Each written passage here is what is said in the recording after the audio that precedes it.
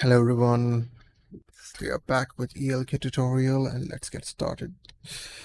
So I found these diagrams that can really help you understand what I taught you in the previous one.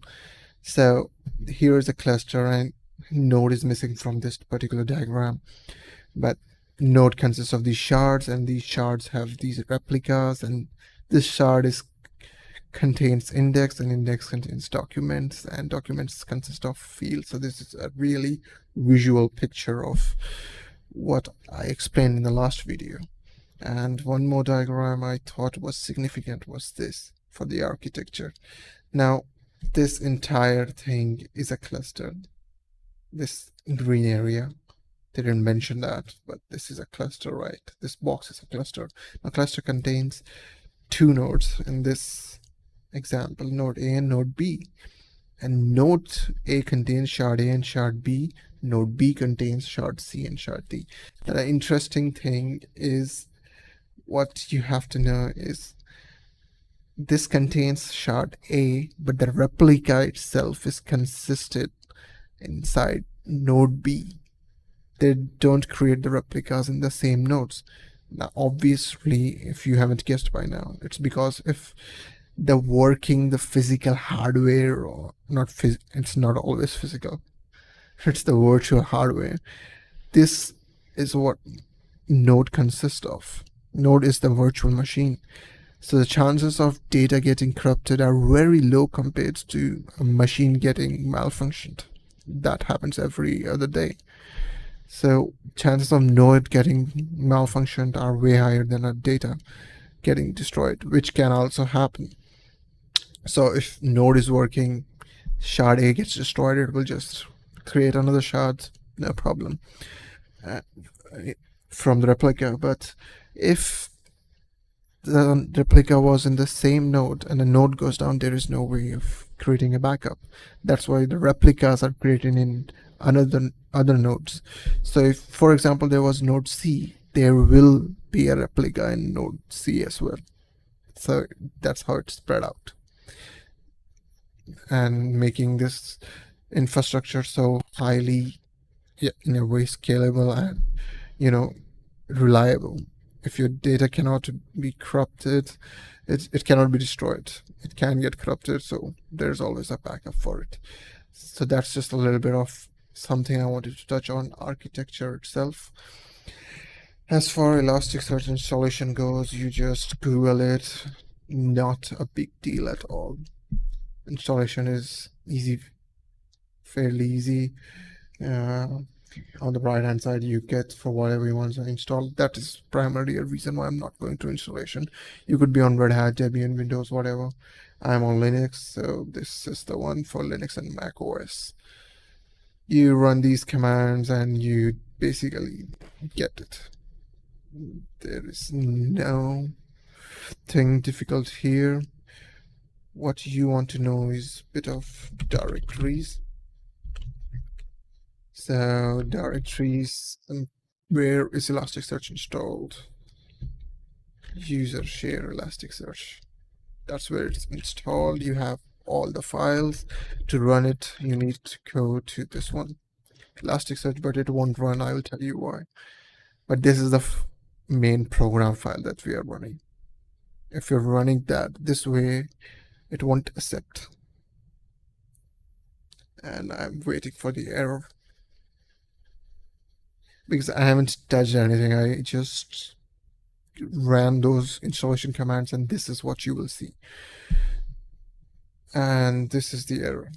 And the error is cannot run Elasticsearch as root. This, when you install Elasticsearch, it creates a user itself, user Elasticsearch, only that user can use it. So that's something you need to configure. If it's by default, it's there. So you don't have to worry. In most Linux distros, systemctl is there. So that's how easy it is. You just run the command systemctl start Elasticsearch, and your Elasticsearch will start on your local host. It will take some time, but not a lot. Say it started. We want to be sure it's just started. We check its status. It is running. But where is it running? Let me just also let you know, in case systemctl is not present in your distro, you can install it. If that is not a possibility, then service command is definitely highly likely to be present unless it's a really minimal distro. So you go Elasticsearch. It's already started, right? Stop. You can type start if you want to start, and so if you check states now, it's not working. So that's services also what you can use to start it.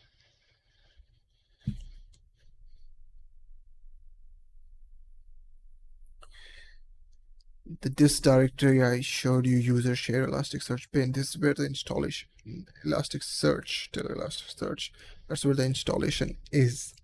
But the configuration is in, it go to top itself, etc. etc Elasticsearch. This is where the configuration file is. Files are all of them. We will go through them one by one, but the most important one you really need to worry about right now is this one, Elasticsearch is .oiml.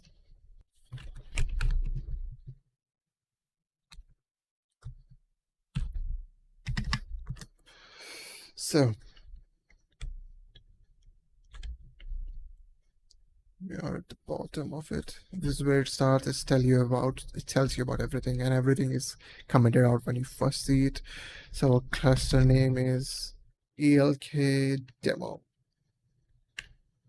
and we can keep a node name. Make sure when you are editing this file, by default it is commented out, so uncomment it. Node name, node for ELK. We can edit some path. These are defaults, path to data, path to logs. We will go into that. But right now, what we need to know is our network host is the default, our local host, and our HTTP port is 9200. So from this configuration file, we know two things. Elasticsearch communicates through HTTP protocol and at port 9200. We will save this file. So how do you talk to HTTP protocol using the curl command? This, if you don't know, is equivalent to, this is a default for that. So this is equivalent to this. Why I'm using curl -x get is because by default the curl gets, but that's not what we're going to use always. We have other commands as well, so it's not always going to be get. But right now we want to see, hey, localhost at port 9200, what do you got? And if you get the data, it means it's working perfectly fine. This is not what I entered, right?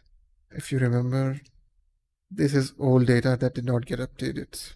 The reason is Elasticsearch does not update while working, this way at least. So we will get into that. What we are going to do, we are going to restart it. Stop Elasticsearch. Systemc control start Elasticsearch.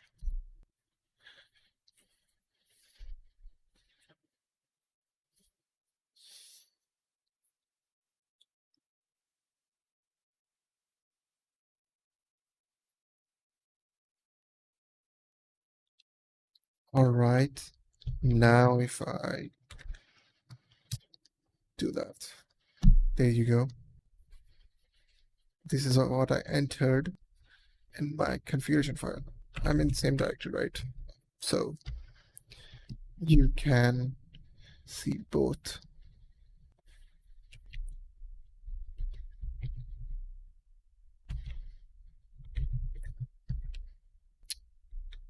That's why I'm using sudo. Let's clear it. Search. So right.